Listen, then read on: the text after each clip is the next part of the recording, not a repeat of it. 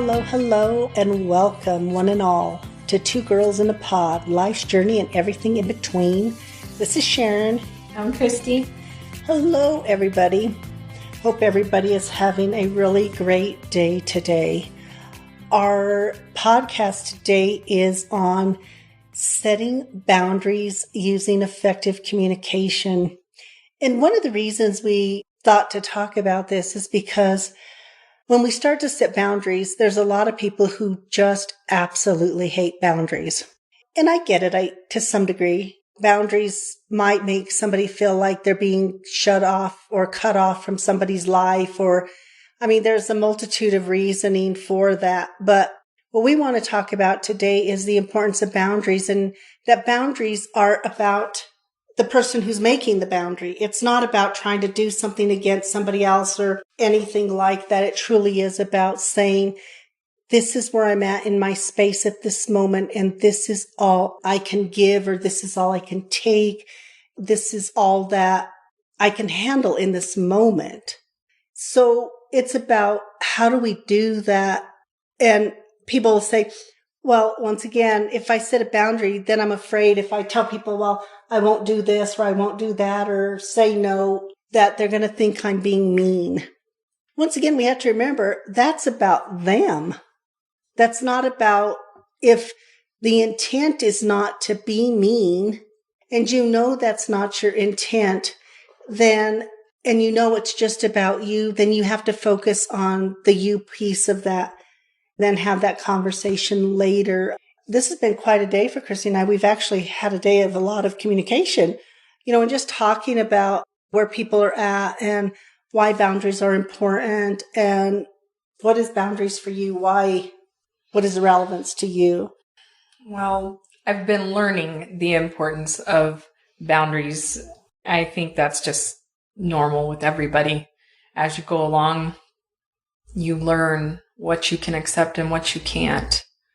And sometimes it's hard to enforce those things, but finding that once you do set those boundaries, how much more rewarding the relationship can actually be. Because once you set those boundaries, it gives you a little latitude, I feel like, to express yourself. It comes, I think, after the boundary is accepted. It's a process.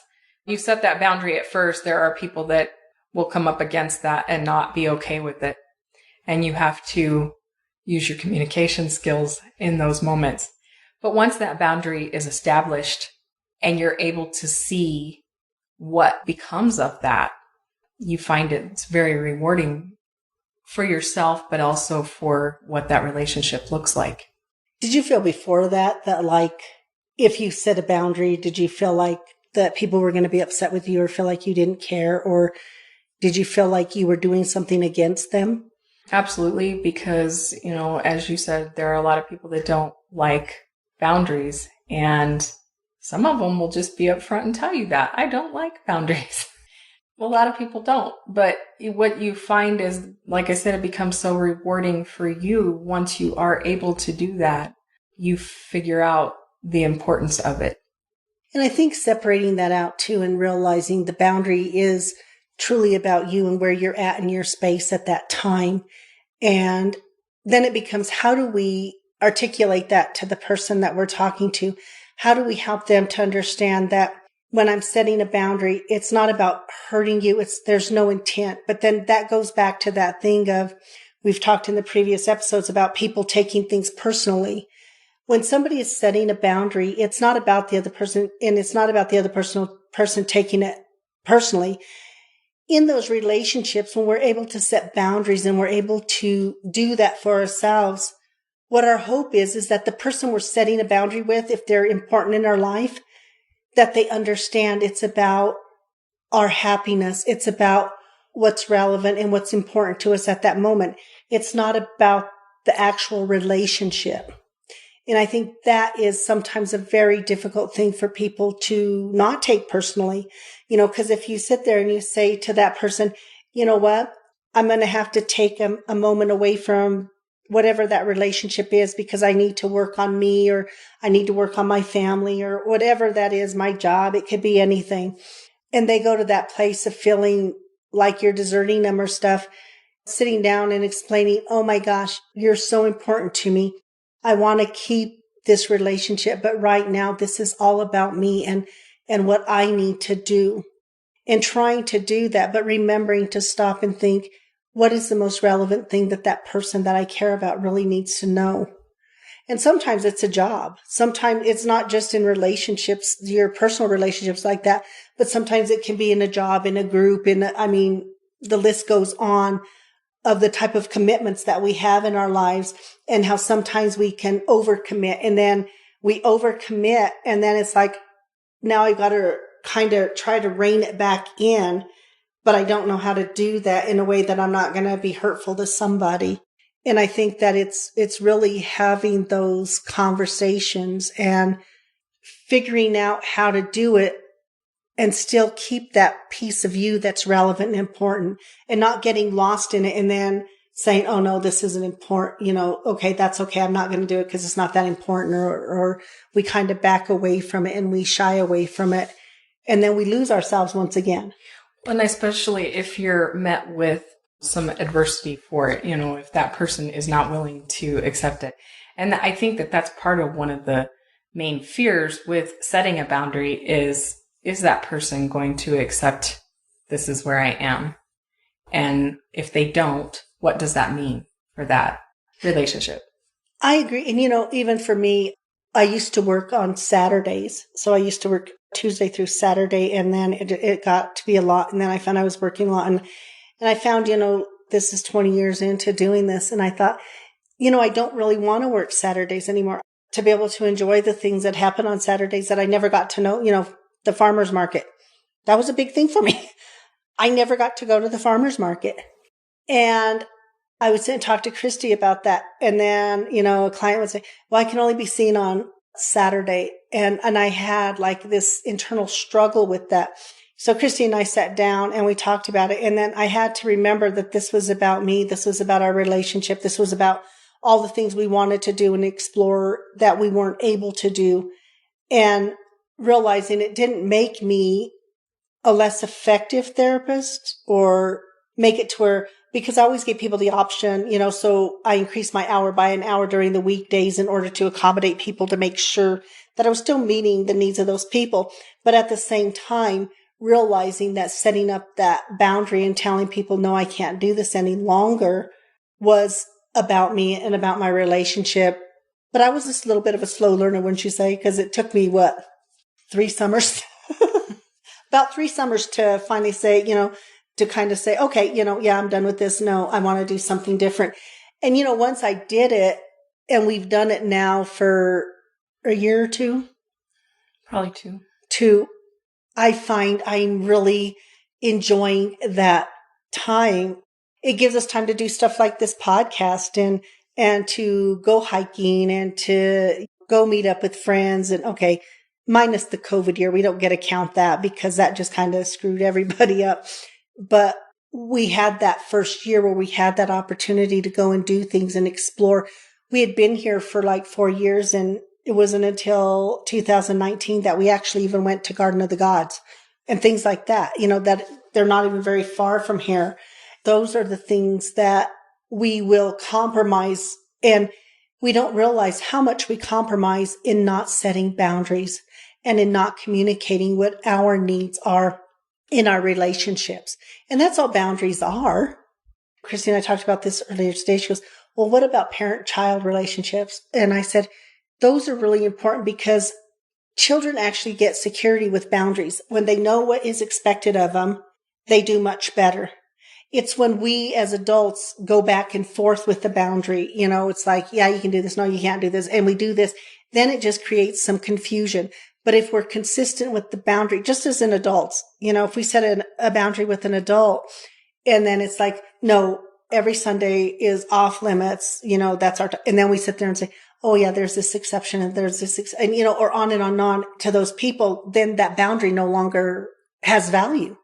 And you find that with kids, if you set up boundaries and structures of, this is your day, when you get home from school, you have to have your snack and you have to do your work, and then you can have your time on your games or whatever. And then you start doing that thing of, oh no, go on, you, for whatever reason's going on internally with you, or there's a little bit of a kickback from the kid, then it's like, no, it's okay. Go on ahead and play your game for half an hour. Go on and play a game for 20 minutes. Then you can do your homework. And boundary is structure. When we set up boundaries, it's parameters, it's structure. When there's lack of consistency, it's hard to keep that going. Mm-hmm.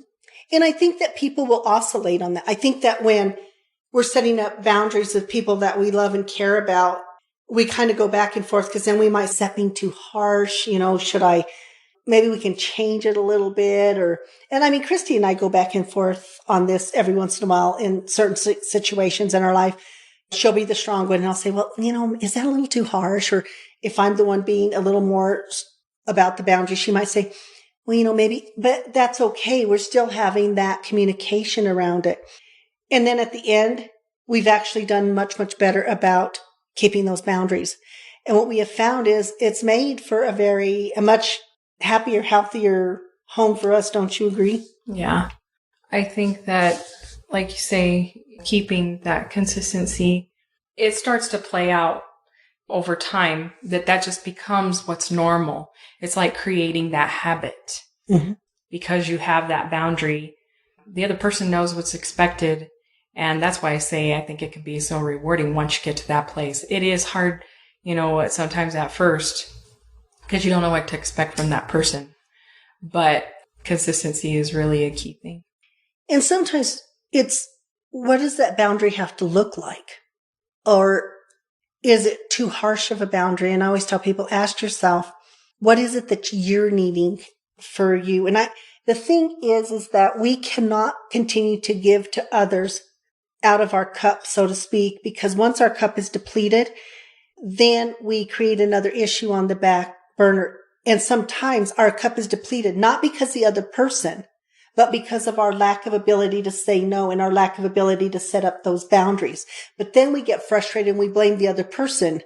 But when we really sit and be real with it, we're the guilty party in this because we're the one who is not setting up that boundary.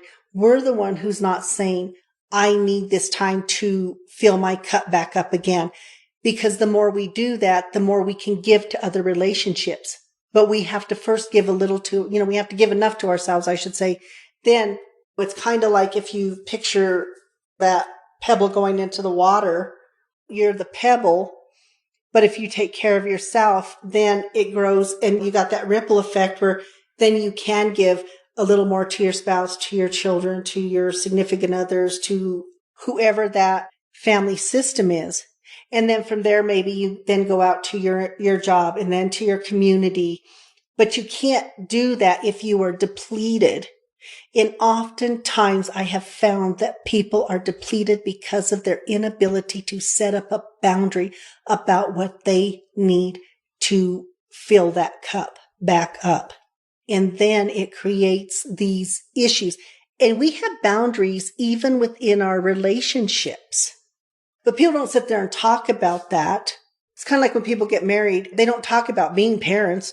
Here comes the kid. And, we were talking about that earlier. And it's like, oh, here's the kid. And it's not like when the kid is born, there comes this parent manual that says, if this happened, go to page 37 to help you through it. No, you start to muddle through that. Well, it's the same thing with boundaries. It's hard because when you think back, I think for my time period, there were boundaries set, but it wasn't done in the same way it's done today, that you had expectations, all of those things, and you just knew how to do, you just followed that because it stayed consistent. As Christy said, it was that consistency. If you got up at 5 a.m, you got up at 5 a.m. Unless, Dad was feeling a little, generous and we got to stay until 5:30 or something. That could be the reward for hard work or whatever we were doing. But once again, there was an understanding of that.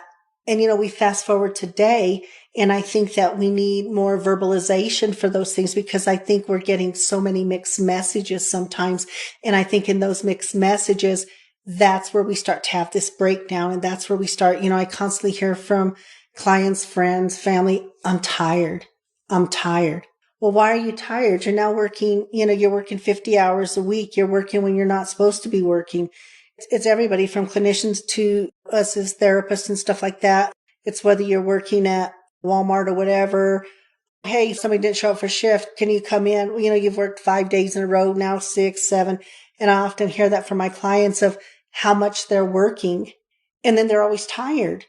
And then the thing is they'll tell me, I really don't want to work those shifts. Well, why didn't you tell them that? Well, I don't want them mad at me. I don't want to lose my job. Well, you're not going to lose your job because you've already worked the hours that you were told to work. But they don't understand that. So they keep giving and giving and giving until pretty soon they're fed up with it. They walk off the job or they just become really unhappy.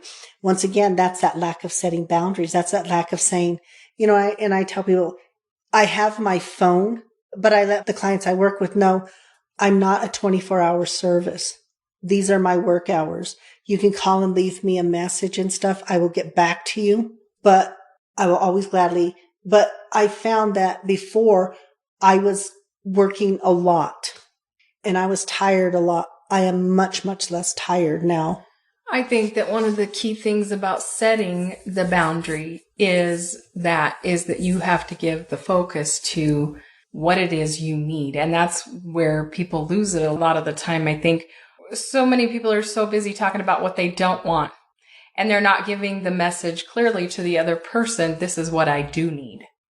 That's a really good point, because if I say to Christy, I don't want to work this many hours, the person can then say, okay, well, I'll take 2 hours off, because they're really hearing what you're saying. But then in your head, you're getting upset because what you're really saying is, I don't want to work that day at all. But that's not the message you're giving. And that's why communication is important, to be clear in what we say, because you have to remember what the other person is hearing. So if I was going to set that up, my thing to Christy would be, you know what? I'm not going to be taking extra shifts. I'll work the shifts I'm assigned.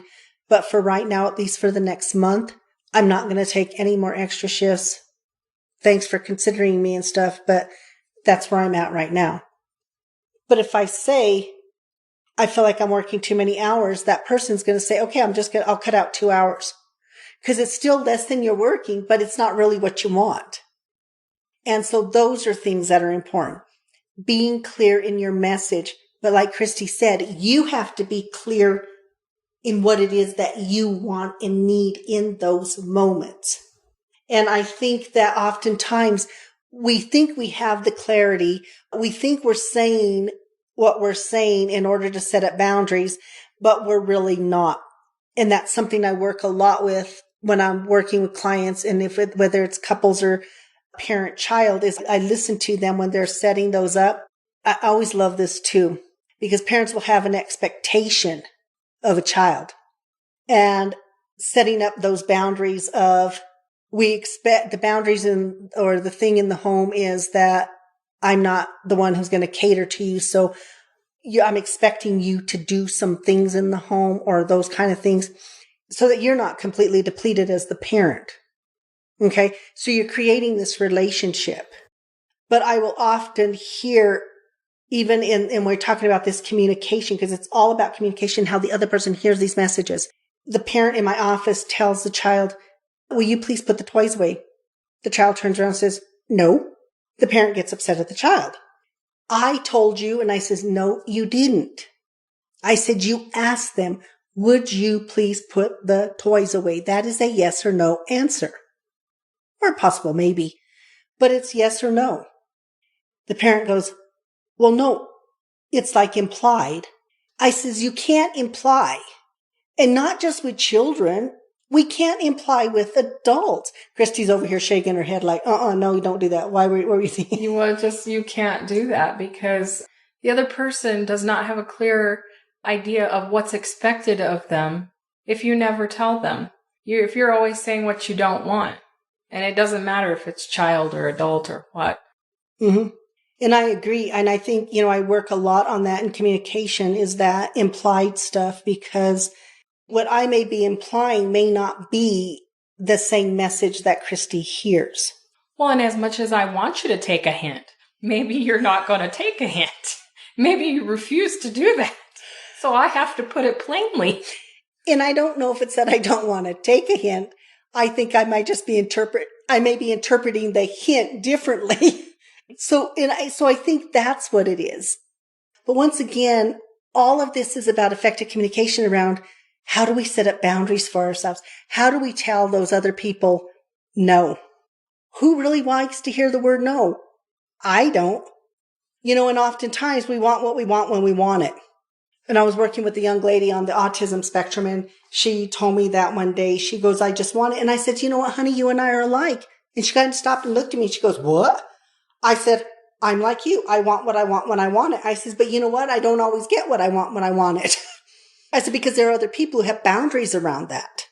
I can't have everything I want, but we have that thing of that instant gratification, even if it means we step on somebody else's boundaries. We talked a little bit about that when it's in our last episode where we're talking about that effective communication where somebody says, I need a reset. I need a timeout. And you turn around and the person's right behind you. That's a boundary.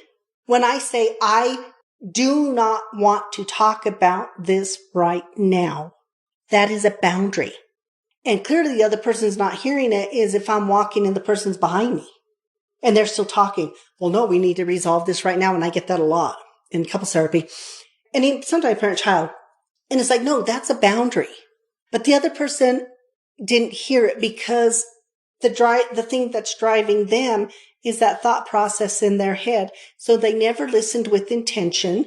They never truly heard the message, but it also becomes the responsibility of the person who's setting the boundary to stop and say, hey, wait, I don't know if you clearly heard me.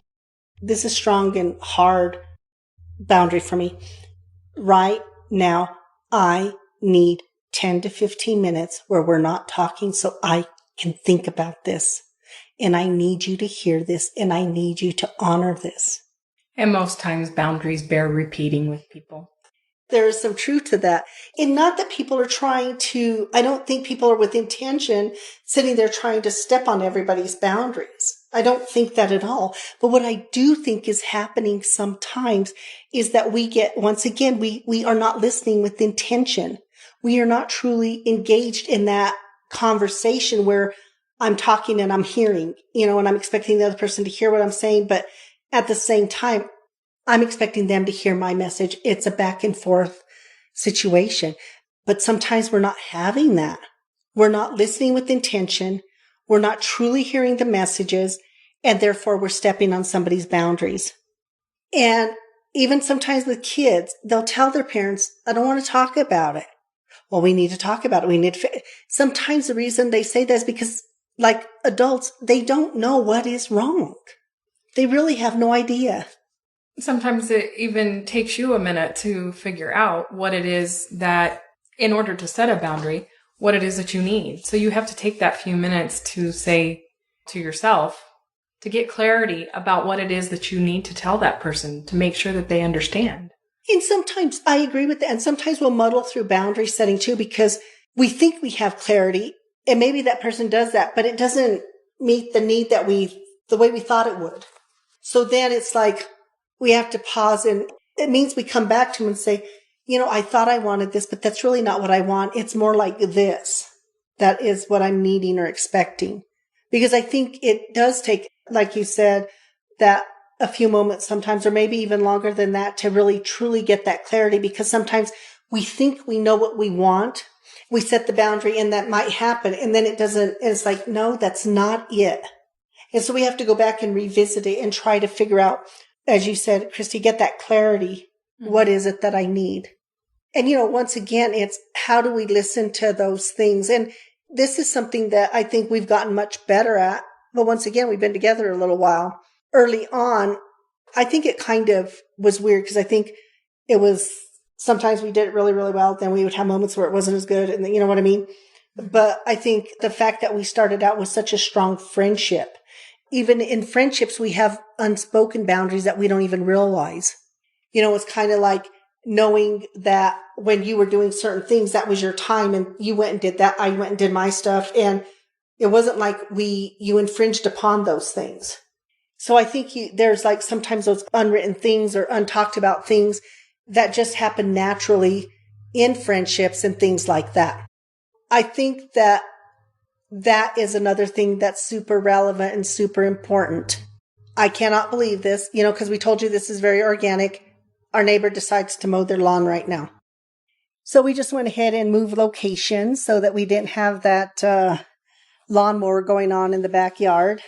So anyway, as we were talking about that thing of how do we set those boundaries and how do we really learn to express ourselves in a way. So we've got that piece, but then the other piece is shutting down that voice in us that says, if I set this boundary, I'm going to hurt somebody, or somebody's going to be mad at me, or they're not going to want to be my friend anymore, or because that's another big piece to it is the fear, is the assumptions, which we talked a little bit about too. Not assuming what somebody else is going to think and feel based on our conversation or on our boundary that we set. But a lot of people will focus so much on the other person's interpretation, the boundary we're going to set. So oftentimes people talk themselves out of setting the boundary before they even set it or before the other person even has a chance to respond. Do you find that you did some of that before? Absolutely, because with some people, you already have an idea of how they're going to respond to a boundary. And guess what you just have to realize is that it pays out going forward. What do you mean by that? Because eventually, by doing that, you're taking care of yourself by setting that boundary. So you get to speak your truth by setting that boundary with them. And even if they aren't very accepting of it, for what has happened from my experience is that relationship over time, if I'm consistent, morphs into something better. It improves, I feel like, over time. Okay, and that's when the other person has a willingness to accept the boundary. Yeah. Or at least adjust to the boundary. Yeah, at least adjust to it, even if it's not what they want to hear. I think the other important thing is that setting a boundary and changing a relationship by setting a boundary, we have to give the other person time to adjust. I think sometimes we have this idea that everybody's supposed to respond and react the way we want them to. And if they don't, then we have been so wronged or whatever that we will almost give up on the relationship instead of giving them the opportunity to think about it, to change with it, and understand if it's something new, that person you're setting the boundary with, there's the potential they're going to mess up on it. But of course they are. And the reason they're going to mess up on it is because it's still new. It's like learning, as you said, a new habit and stuff. There, you have to give people time to adjust to it. As you're learning to adjust to setting a boundary. So it is something that takes a little bit of time. But I always say, if you feel the relationship is worth it, then you give it the time it needs to grow. Because I think basically what you're saying is the boundary gives the relationship an opportunity to grow in a more healthy way. Yes. And that's all it's about, because it is about the individual. My boundary's about me, but it's also about how does it help the relationship? Because unhealthy boundaries means the potential is that you're having an unhealthy relationship anyway. And sometimes those unhealthy relationships without boundaries, people will say, that's another reason people feel tired in their relationships, is because there's unhealthy boundaries. There's unhealthy communication. So they feel drained all the time because they're trying to anticipate. They're overthinking. They're doing all of those things that make the relationship much more difficult than having those conversations, setting up those boundaries, figuring out what I need, because a boundary is about us. But sometimes it's about making the relationships around us feel that much better, stronger. And relationships don't end from setting boundaries. Relationships end often from having no boundaries. And people get confused by that. And when I'm talking about boundaries, I'm not talking about power and control. Setting a boundary is not power and control. So not to misconstrue this and think that telling somebody, well, my boundary is you have to be home by 8:00 every night. You can't talk to this person or that person. Those are unhealthy boundaries. And that's not about the individual. That's about insecurities, and that's about power and control. So I don't want what I'm saying to be misconstrued. That's not what that means. And there are people who will take messages and they will morph them into what they feel they need or manipulate them. And everybody has the right to do that. But I try to, one of the things we're trying to do is be very clear and concise. Everything we're talking about is about being healthy. It's not about manipulation. It's not about those things. It's not about taking the words and turning them around and making them into something else. Boundaries are about the health of an individual, the health of relationships, the health in our jobs. It's an overall wellness type of thing. And once again, it's not about taking that and trying to make it into something it's not. So if you are a person who feels like in your communications or in your relationships where you're communicating, if you're feeling that thing of incongruency of they say this, but I don't know if they mean this. I'm supposed to do this, but I'm not. You're not clear.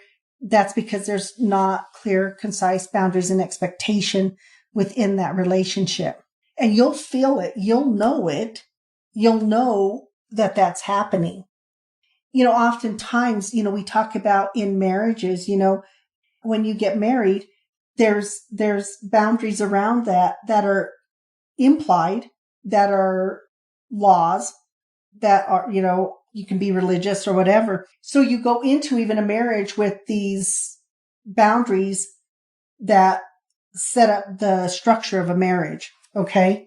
Now, the thing is what you also find is that even in that, different relationships have different boundaries, but oftentimes we'll take on the ideas, whether it's a religion or what you've heard all your life. It doesn't matter where it comes from, wherever that verbiage comes from. So oftentimes people will set up their relationship based on that.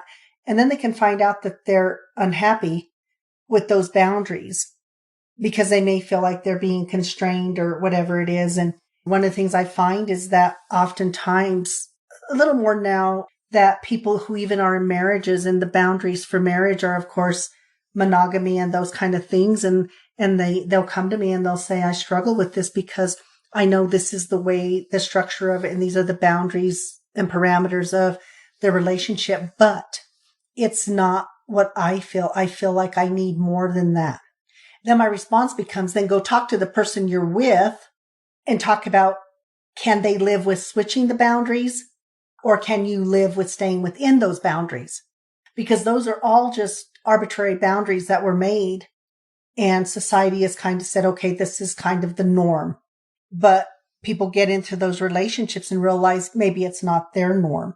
When on our first episode, we kind of talked about that we're going to be talking about multiple kinds of relationships, polyamorous relationships.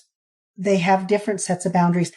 And when we talk about the BDSM community, they're really about boundaries. They're very clear on what is expected, what can and cannot happen. If you do not comply with those boundaries, then you basically don't get to play. So they're very clear. Boundaries are very, very, very important in some of these lifestyles, polyamorous ones. When we're talking about swinging, when you're talking about open marriages, all of those things, they really have to work on boundaries and parameters around how they set that up. And I tell people when they come to me, in that particular instance, you have to know what you are. You have to know what the boundaries are for you. And I have people who come and they'll say, yeah, I can do this. And in my head, I'm thinking, I don't think you can, but it's all up to you. And then they come back and say, that does not feel comfortable for me. I don't feel like I can have an open marriage, or I don't feel like but I really love the person I'm with and I don't know how to navigate that. Then it's go back and talk about those boundaries. Go talk about what you feel like you really can truly accept and not accept. Because sometimes when we're talking about boundaries, sometimes there are times where that boundary does not go with us. And if that's the case, then I tell people, be honest about that. Be forthcoming. Do your best to communicate what's going on with you feeling wise and stuff. But boundaries come from all over the place. Marriage is a good one. That boundary's kind of been set up since forever. And people fall into it and then they feel like they're not supposed to. We have people who LGBTQ plus who get into marriages and stuff and then realize, I'm living a lie, but they fall within the boundary of that marriage and stuff. And then they're very torn about how do I still honor and respect that boundary because I love that person, but it's not truly how I am. So then there's conversations around that. It's within our relationships, the relationships that are truly, truly important to us. Those are the ones that we have to have the most communication around boundaries, because we will get upset when people set up new rules. But instead of talking about it, we'll be angry about it. And then we'll let the rule stay there until we're really, really, really angry about it. Then the fight is on. And then we're going to have an argument about it. Then we're going to blame the other person. But remember, in those situations, both people involved have an equal responsibility to express what is valid and important to them. And I think that's one of the things, like, people become so fearful of telling that person what their boundary is, not realizing, as you mentioned earlier, the relationship is already based on unhealthy choices because you're not setting that precedent for what you need. So, if you're looking to improve things, you have to start somewhere. And I think that comes through the boundary setting. It's kind of like earlier today when somebody told us, you have to be open to change. And that to me was such a powerful statement, because we have to be open to change. We have to be open to hear somebody's boundaries. Boundaries are important because it's something that we feel like we maybe can control because they're ours. So if it is something we can control, then we need to look at that and we need to decide in that, is it important enough for me to keep who I am, or would I rather lose me, a little bit of me, and stay where I'm at? But everybody, in order to be in a different space than they are right now, have to be open to change. They have to be open to the willingness to learn. They have to be open to the willingness to listen to somebody else, and particularly in the area of boundaries, because they're so important to us and we just don't talk about them. And realizing that often means that you have to move out of your comfort zone because, not setting the boundary is where you've been. You're complacent in it. You're comfortable with how it's been functioning, even though it doesn't feel right. And that's what keeps you in that place, I think. Well, and I think too, that's a really good point, is that we don't realize we become complacent, because sometimes when we start out wherever we're at, that boundary is okay.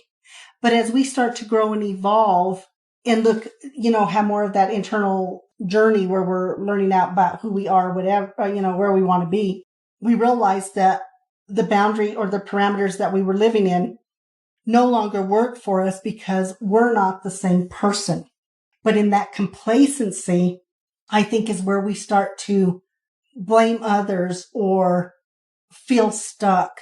Not understanding the reason that you're feeling stuck is because you're not verbalizing the change that you need to a boundary, or that you need to add a boundary where maybe there wasn't a boundary. If you're embarking on something and the person you're with knocks whatever it is that you're trying to learn or whatever, whether it's guitar, I don't care what it is, whether it's emotional journey or occupational journey, it can be any of those things. But if they're sitting there and they're having negative input with you, to set up a boundary that says, you know what, this is an area we're not going to talk about. This is a hard, fast boundary. And in our lives, believe it or not, if you sit back and think, there are some that are hard, fast boundaries. I know I have them. Do you feel like you have some that are just hard and fast? That it's a hard no. Yes. Yeah. And I will tell about certain things. I'll say, nope, not going to go there. Nope, that's not a topic of conversation. And that's about me and my self-preservation. That's about, it's not, I'm not going to talk with you. It's not, I don't want to have a relationship with you. Sometimes it's just, and it can be on a professional level. This is an area we're not going to discuss this, or, respecting other people, but people will try to oftentimes influence us, and they cross that boundary when they're either trying to make us think or feel a different way, and it's because sometimes they want us to think and feel the way they do. So if I'm hurt, I cross that boundary because then be hurt with me. Or angry with me or whatever that is. And being able to set that precedence and saying, no, this is a hard no for me. And agreeing to disagree. Yes, that is such a huge thing in setting boundaries, is that agree to disagree. This may not be your way that you navigate the world. You may not like the boundaries, and that's okay. You don't have to like them, but let's agree to disagree. I get you don't like boundaries. That may not change with you, but at the same time, respect that I do have a boundary, and boundaries are about respect. And then from there, you can learn how to function with that, because, there are times where that people aren't going to want to agree with you. And so if they disagree, then you got to go from there in, what that relationship looks like. Absolutely. Around that topic, whatever it is. And we're talking about topics, and I mean, it's not you go and chuck your relationship because you don't agree with one or two things. No, oftentimes we weren't going to agree, but that's okay. It's once again being respectful to agree to disagree, but it's being respectful on those hard no's. And I really, and that's something I work with my clients on is, whether it's because of trauma or whatever, they have to have some hard no's in order to keep them healthy. And sometimes they struggle with that hard no because they don't want to be hurtful. But at the same time, without that hard boundary, they can be very hurt. And that's what we're trying to avoid. And that's what we're trying to do is setting up those boundaries, but being able to articulate it. Once again, we're going to do a little recap. It goes back to say what you mean, speak your truth. If it's something that's uncomfortable for you, set that boundary, but be very clear on your boundary. Be firm. Don't be indecisive in it or oscillate back and forth, particularly whether it's with children and just anywhere in our relationships. If you start doing that, it muddies the water and then the person doesn't know what's going on. You don't know what's going on. So setting those boundaries, but taking that moment to do that internal check of what is really important to me. What is it that and boundaries are sometimes there are things that should be sacred to us. We don't have to share everything. There should be pieces of us that are ours. And if people ask about that, you can say, no, that's an area I just don't talk about or whatever. But because there's some stuff that should be ours. We should be able to express that when we want to express that, but not be forced into it, not be forced into things that we are uncomfortable with. Young kids, part of our conversation today, when kids want to smoke or do things that kids do, and you have that kid who's they're like, no, I don't really want to do that. And that thing, well, why not? You don't want to be part of, and it's like, that's a hard boundary. And, it's hard for kids to stick to that because they also want to be included. But I think adults are just as much of that where they want to be a part of something. So people push those boundaries to try to make that happen. Well, and I think it's especially hard for a kid to set a boundary. Yes. Because they really are fearful of going to an adult and saying this or that. So I think that's where that listening with intent really comes in, so that you hear what's going on with the child and why they feel that way. And you're right. And I think if kids can set boundaries and we're talking small boundaries that are important to them, and adults will be like, why is that important? It doesn't matter. It doesn't matter. So the thing is that we want to remember that if we teach them in the home to set a boundary, think how much more healthy they're going to be when they get to be adults and they're able to say no, particularly young females. I say young female, but it's males, female. It doesn't matter. Being able to say no, being able to express what is important to them in their growth and development as well. So for that, we role model those behaviors. We role model even as adults when kids watch if we have a boundary or whatever it is. So remembering, it still goes back to what we've talked about, listening with intention, speaking with intention, really giving that gift to the other person that we've heard them and that we will do our best to honor those boundaries in order to help them be more healthy as well. And so hopefully this is just a little bit for people to think about and to kind of do a little bit of self-reflection and start asking yourselves, what boundaries are important to me? What am I becoming complacent or compromising on? Because sometimes when we do that, that is what the contributing factor to why our relationships are not healthy and are not working, because we're not having enough awareness for ourselves. So this is a way in which we can do that and just kind of start the thought process anyway, and, bring stuff into our awareness so that we can actually work on it and change something. And because at the end of the day, I think we all want to have those really healthy relationships where we don't feel like we're compromising too much, or we don't feel like we're having to give up those pieces of us in order to be in relationships. So really, really important. Our next episodes, we are going to actually start talking about relationships, different kinds of relationships. What makes relationships healthy other than the communication? What are the things that we look for in those relationships? And if we don't have the most healthy relationship at this moment, what are the things we can do to make them more healthy? To make you enjoy going home instead of dreading going home, those kind of things, And not just home, it's with any relationship. It can be friendships and stuff like that. Those are important things that we want to learn to role model for children as well. Even going to work, even in your work environment, and how you can, improve there as well. Absolutely. So once again, thank you all so much for joining us. We really appreciate it, and we really are grateful for all of those who take the time to listen to our podcast, and any feedback, like we said, is welcomed on our Facebook page. And we look forward to hearing your comments, and we hope that something we say sticks with you and gives you an idea of how to improve something, because we're never at a perfect place. There's always room for improvement, and that's kind of where we're at. How do we improve even on that little tiny level? Anyway, thank you so much once again for listening. We look forward to our next podcast. We will talk soon. Bye. Bye.